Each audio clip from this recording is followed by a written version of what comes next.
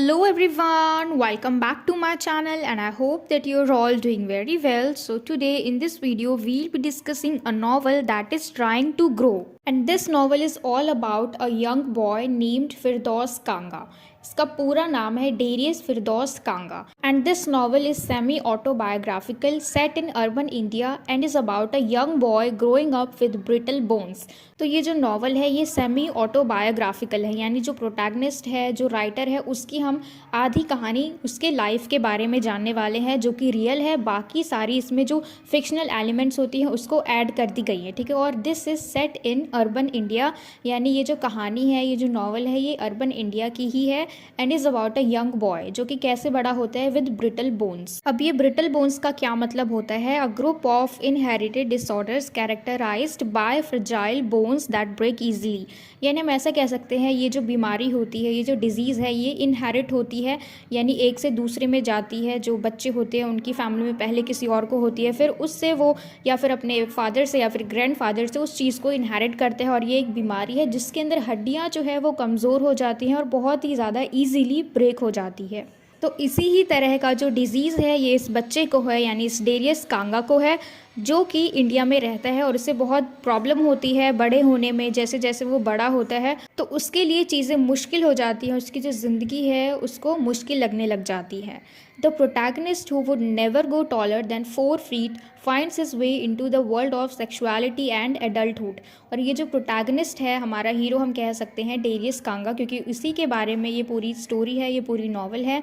तो ये जो है ये कभी भी 4 feet से ज़्यादा बढ़ा ही नहीं, ठीक है। इसकी जो लंबाई है वो 4 feet ही थी और इसकी जो फिजिकल ग्रोथ है वो बिल्कुल भी ठीक तरीके से नहीं हुई है। इसके जो दोनों पैर हैं वो बहुत ज़्यादा छोटे हैं और ये बिल्कुल पतला सा है, ठीक है। हम कह सकते हैं ये बिल्कुल भी परफेक्ट नहीं है और इसकी लाइफ एक नॉर्मल इंसान जैसी बिल्कुल भी नहीं है। That is why he finds his way into the world of sexuality and adulthood and it is set in and humorously describes the Parsi community in Bombay, ठीक है। यानी हम कहेंगे कि इसकी जो फैमिली है ये एक पारसी कम्युनिटी से बिलोंग करती है जो कि बॉम्बे में रहती है, ठीक है, मुंबई में रहती है।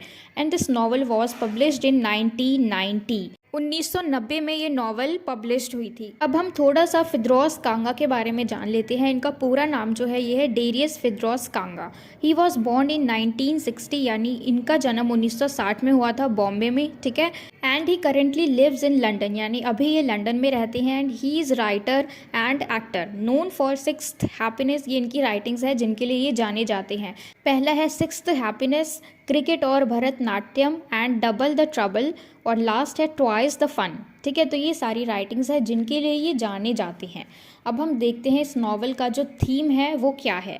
इस नॉवल का थीम है the common religious and medical perception of disability in Indian society, कि इंडियन सोसाइटी में, भारतीय समाज में ये जो डिसेबिलिटी है, हम कह सकते हैं विकलांगता जो है, इसको किस तरीके से एक रिलीजियस बेस पे और मेडिकल बेस पे देखा जाता है, ठीक है। यानी कोई विकलांग इंसान है, कोई हैंडीकैप इंसान है, तो हम उसको किस तरीके से देखते हैं, उसको किस तरीके से जज करते हैं, ठीक है। तो ये सारी चीज़ें हम इस नॉवल में पढ़ने वाले हैं। तो अब हम फाइनली शुरू करते हैं इस नॉवल को। तो ये नॉवल देखो किस तरीके से ओपन होता है।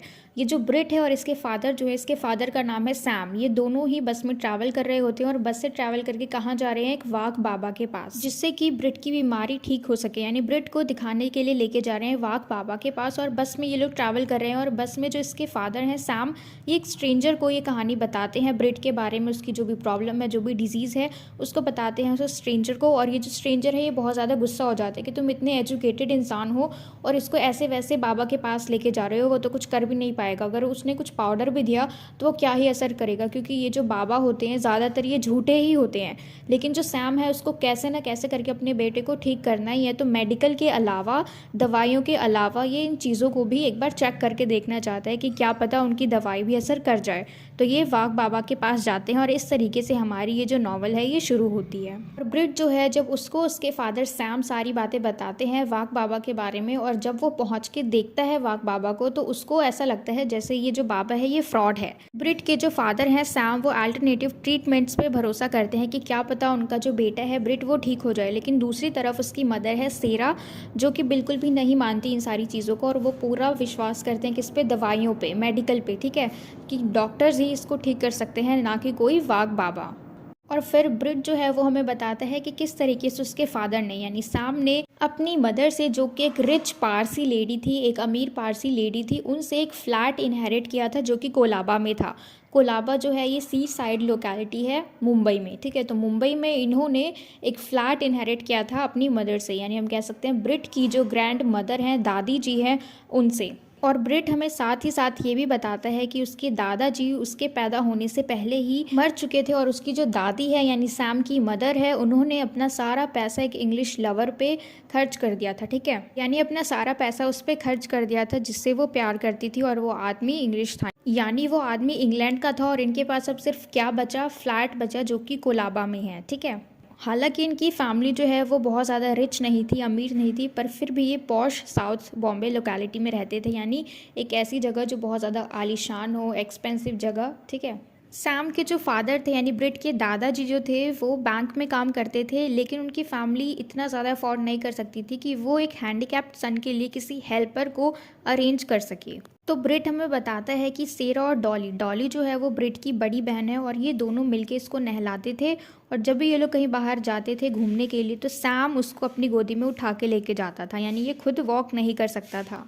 ब्रिट हमें बताता है कि जब वो पैदा हुआ था तो डॉक्टर ने इसकी मदर को कहा था कि your boy is a bore with bones brittle as glass, कि तुम्हारा बेटा जो है उसकी हड्डियाँ कैसी है, ग्लास की तरह, कांच की तरह, जो बिल्कुल एकदम से टूट जाती है, ठीक है। ब्रिटल बोन्स का मतलब हमने समझ लिया कि बहुत ही ज़्यादा वीक, फ्रजाइल, जो बहुत आसानी से टूट जाए। और डॉक्टर साथ ही साथ ये भी बताते हैं कि ये बड़े होने के बाद शायद वॉक नहीं कर पाएगा और शायद टूथलेस ही रहेगा और इसके दांत नहीं आएंगे। और डॉक्टर ने ये भी बोला कि अगर वो बड़ा हो जाए तो शायद इसका जो ये डिजीज़ है, इसकी जो बीमारी है, ये दूर हो जाएगी, लेकिन ये कभी भी चल नहीं पाएगा। और ब्रिट की जो एल्डर सिस्टर है यानी उसकी बड़ी सिस्टर जो है डॉली, वो इसका नाम रख देती है ब्रिट।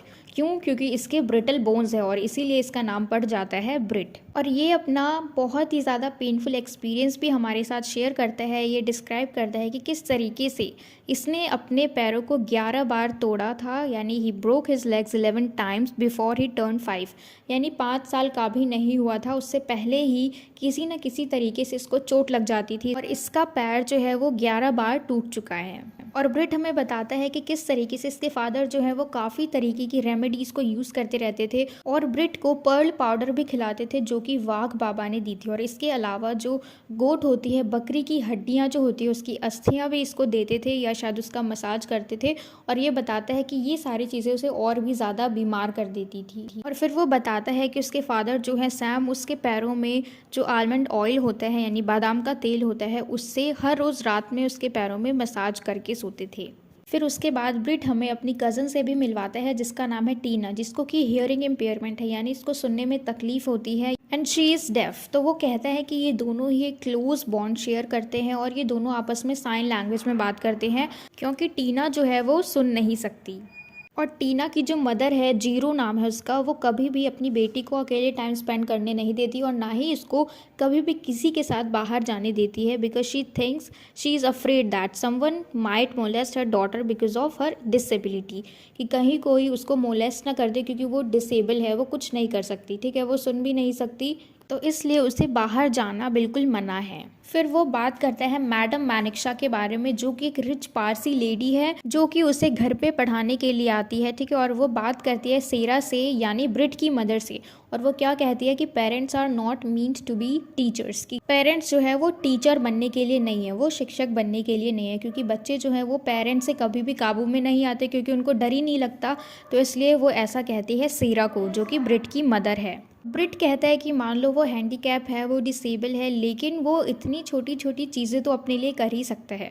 फिर वो कहता है कि जो उसके पेरेंट्स है, उसकी जो सिस्टर है, ये सारे बहुत ही ज़्यादा एक्सट्रीमली उसकी केयर करते हैं, यहाँ तक कि उसको नहलाते भी हैं, उसको ब्रश भी वो लोग खुद ही करते हैं। फिर ब्रिट कहता है कि हालांकि वो स्कूल नहीं जाता लेकिन एग्ज़ाम को वो बहुत अच्छे तरीके से अटेंड करता है जिसके लिए उसे स्पेशल प्राइज़ दिया जाता है ब्रेव होने के लिए और हार्ड वर्किंग होने के लिए। फिर ब्रिट कहता है कि उसे बिल्कुल भी नहीं पसंद किसी और के ऊपर डिपेंड रहना, कि उसे बिल्कुल भी नहीं पसंद कि कोई और आए उसके लिए चीज़ों को करे, उसकी हेल्प करे, यानी वो खुद करना चाहता है। लेकिन वो कहता है कि जो स्पेशली उसके फादर जो हैं वो चाहते हैं ब्रिट जो है वो उनके ऊपर डिपेंडेंट रहे, वो खुद से कुछ भी ना करे ताकि उसे तकलीफ ना हो, उसे फिजिकल पेन ना हो। फिर वो कहता है कि जब वो इस चीज़ को मेंशन करता है कि उसकी इच्छा है एक साइकाइट्रिस्ट बनने की, तो मैडम मानेकशा जो है उसकी टीचर जो है वो उसको बताती है कि ये चीज़ लोगों के लिए बहुत ज़्यादा मुश्किल होगी, उसके ऊपर ट्रस्ट करना, उसके ऊपर बिलीव करना कि वो लोगों का इलाज कर सकता है। ठीक है, क्योंकि ये जो साइकाइट्रिस्ट है इसमें मेंटल इलनेस को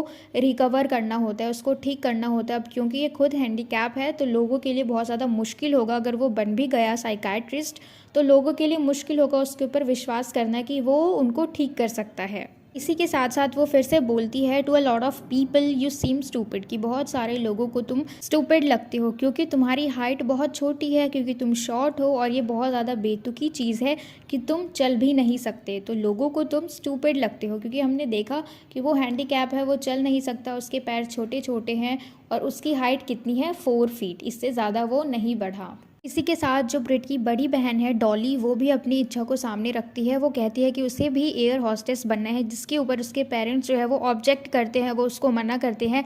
लेकिन बाद में सैम जो है वो खुद उसके लिए एक जॉब ढूंढता है एयरलाइन ऑफिस में, ताकि जो भी उसने मना किया था पहले, जो भी नाराज़गी थी, उन सबको मेकअप करने के लिए वो दोबारा से उसके लिए खुद से एयरलाइन ऑफिस में जॉब ढूंढता है और उसे लेके जाता है। फिर हम देखेंगे कि मैडम मानेकशा जो है वो अपना गला घोट के सुसाइड कर लेती है, क्योंकि उनके हस्बैंड की डेथ हो जाती है किसी एक्सीडेंट की वजह से। तो जब ब्रिट जो है वो उनके फ्यूनरल में जाता है तो वो नोटिस करता है एक ओल्ड लेडी को, जो कि एक व्हील चेयर पर बैठी हुई होती है बिल्कुल उनके सामने ही, और वो अपने आप को इंट्रोड्यूस करती है कि वो डेड मैन की सिस्टर है, यानी हम कह सकते हैं जो मैडम मानेकशा के हस्बैंड थे उनकी सिस्टर है। और वो अपना नाम बताती है अल्लू मानेकशा। ठीक है, और वो अपने हाथों से एक ब्लू कलर का एनवेलप ब्रिट को देती है और कहती है कि ये तुम्हारी टीचर ने तुम्हारे लिए दिया है, यानी जो मैडम मानेकशा है वो तुम्हारे लिए लेटर छोड़ के गई हैं। लेकिन हमें नहीं पता, ये चीज़ इस पूरी नॉवल में कहीं पे भी नहीं क्लियर की गई कि उस लेटर में क्या लिखा था। ठीक है, हम सिर्फ इतना जानते हैं कि मैडम मानेकशा ने इसके लिए एक लेटर छोड़ा था। फिर उसके बाद जो ब्रिट है he confesses that he became a sex maniac by his mid teens, यानी जब तक वो टीन्स में चल रहा था तब तक वो सेक्स मैनियक बन चुका था। यानी हम कह सकते हैं कि a person who needs for sex is excessive obsessive, यानी हम कह सकते हैं कि कोई एक तरीके से पागल हो जाना, यानी उसको वो चीज़ चाहिए ही चाहिए। तो इस तरीके से वो बहुत ज़्यादा ऑब्सेस्ड हो गया था। And after his school exams are over he spends his time lusting over Tina and Ruby. तो देखो, टीना जो है वो इसकी कज़न थी जो कि डेफ थी, हम जान चुके हैं। लेकिन रूबी जो है ये शायद इसकी फ्रेंड है, क्योंकि हमें इनका रिलेशन अच्छी तरीके से नॉवल में नहीं क्लियर किया गया। ठीक है, फिर उसके बाद एक नए कैरेक्टर की एंट्री होती है जिसका नाम है साइरस। अब ये साइरस कौन है? जो ब्रिट है उसकी पड़ोस में एक आंटी जी रहती हैं जिनका नाम है डिफार्ज। ठीक है, तो डिफार्ज जो है इनके कज़न का बेटा है ये साइरस, जिसकी बहुत ही ज़्यादा स्ट्रॉन्ग बॉन्ड हो जाती है ब्रिट के साथ बाद में। ठीक है, मुलाकात के बाद। लेकिन अभी फ़िलहाल के लिए ये नया नया आया है डिफार्ज के घर में उनके साथ कुछ दिन रहने के लिए। ये लोग क्योंकि पड़ोसी हैं आपस में, तो डिफार्ज जो है ये साइरस को लेके आती है ब्रिट के घर पे। तो जब साइरस ब्रिट को देखता है तो वो उसका नाम पूछता है, तो डिफार्ज जो है वो जल्दी से बोलती है कि हम इसे ब्रिट कहते हैं क्योंकि इसके ब्रिटल बोन्स हैं, तो शॉर्ट में हम इसे ब्रिट कहते हैं, बेचारा हैंडीकैप लड़का। तो इस तरीके से डिफार्ज जो है वो साइरस को ब्रिट का नाम बताती है। अब साइरस जो है इसका एटीट्यूड जो है वो थोड़ा सा डिफरेंट है ब्रिट के प्रति, और इसीलिए यही चीज़ जो है वो ब्रिट को अच्छी लगती है साइरस के बारे में। ठीक है, तो एक दिन शाम को साइरस जो है वो ब्रिट के घर आता है ताकि वो बाहर लेके जाए उसको घुमाने के लिए। और जो ब्रिट के फादर है वो नहीं चाहते कि जो ब्रिट है ये बाहर जाए साइरस के साथ, लेकिन फिर भी ये दोनों बाहर चले जाते हैं वॉक के लिए। और साइरस जो है वो ब्रिट से पूछता है कि क्या वो स्मोक करता है,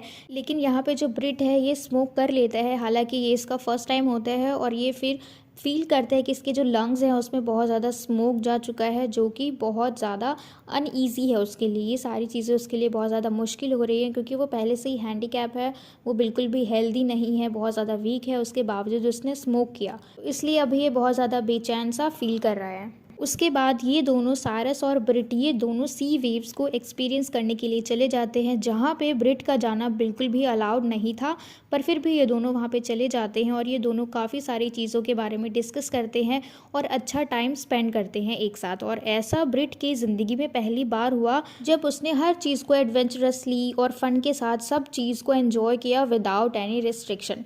क्योंकि जब वो अपने पेरेंट्स के साथ होते हैं, अपनी सिस्टर्स के साथ होते हैं, तो उनको डर लगा रहता है और वो लोग इसके ऊपर रेस्ट्रिक्शंस लगाते हैं, इसे यहाँ जाने के लिए मना करते हैं, वहाँ जाने के लिए मना करते हैं। लेकिन आज का दिन ऐसा था इसके लिए जहाँ पे इसके पास कोई भी रेस्ट्रिक्शंस नहीं थे, ये कुछ भी कर सकता था। इसने बहुत ज़्यादा एन्जॉय किया। तो ये था हमारा पार्ट 1। अब हम आगे की कहानी जो है वो पार्ट 2 में समझेंगे और मुझे पूरी उम्मीद है कि अभी तक जो भी हमने डिस्कस किया वो आपको बहुत अच्छे से क्लियर हो गया हो। And if so then please let me know in the comment box if you like this video and share it with your friends as well so that they can get help from it. And don't forget to subscribe my channel. And till we meet in the next video, keep learning.